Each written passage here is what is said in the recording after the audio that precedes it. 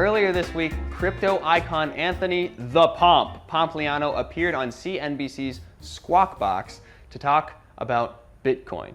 Now, that's nothing out of the ordinary, but check out this back and forth between Pomp and one of the panelists, Kevin O'Leary of Shark Tank fame.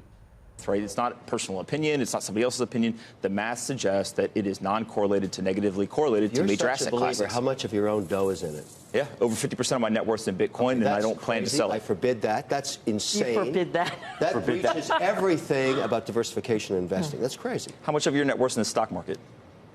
In any one stock, never more than 5%. In any one sector, never more than 20%. I teach this stuff. You never go beyond concentrations of that nature. 50%? Shame on you. That's... Now, it's an interesting interaction. First of all, it's good to confirm that no matter what you're doing, there's always an old white guy out there telling you it's forbidden. Honestly, though, they both make good points. On the one hand, it's hardly ever a good idea to put more than half your eggs in one basket, unless you know for a fact that that basket is being carried onto a plane that's on its way to a mysterious island where all eggs are magically transformed into genies who grant infinite wishes. If you ever find yourself in that situation, I strongly, strongly urge you to consider putting all of your eggs in that basket. So Kevin makes a really good point. On the other hand, it's probably highly true that you'd be foolish not to devote at least a small portion of your portfolio to this burgeoning asset. Now, in the wake of all this, Pomp has been doubling down on his statement, tweeting out his quote from the clip and similar quotes. He's also retweeting his own tweets, which is probably a good way to dupe the algorithm, but at face value, it's not a good look. It's a little bit vain.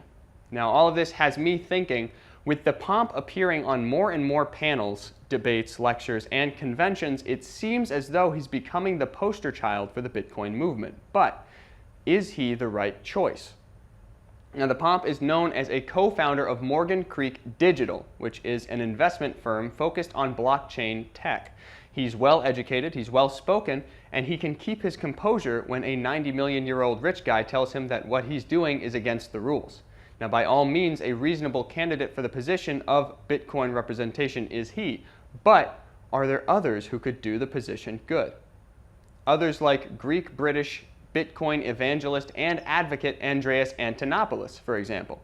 He's renowned in the Bitcoin world for his lectures and wise words. He's a staunch supporter and an icon in the community. And what's more, he really fights for the little guy, the unbanked who need something like Bitcoin in their countries. He believes it'll give them the financial stability that they need. But he may be a little too soft-spoken to break Bitcoin into the public eye. Perhaps a better icon for that would be someone more controversial, like Johnny Mac himself. McAfee is a big supporter of crypto and Bitcoin, and he certainly gets media coverage. So it'd be good for getting the message out there. But then again, it may be best not to allow someone as controversial as an eccentric anarchic tax evader on the run from the US government who's suspected for murder and is also running for president. That could be a bad look.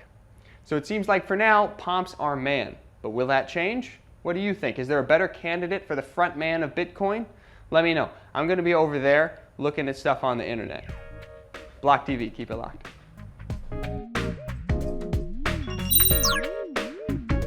For more news and updates, follow us on Twitter.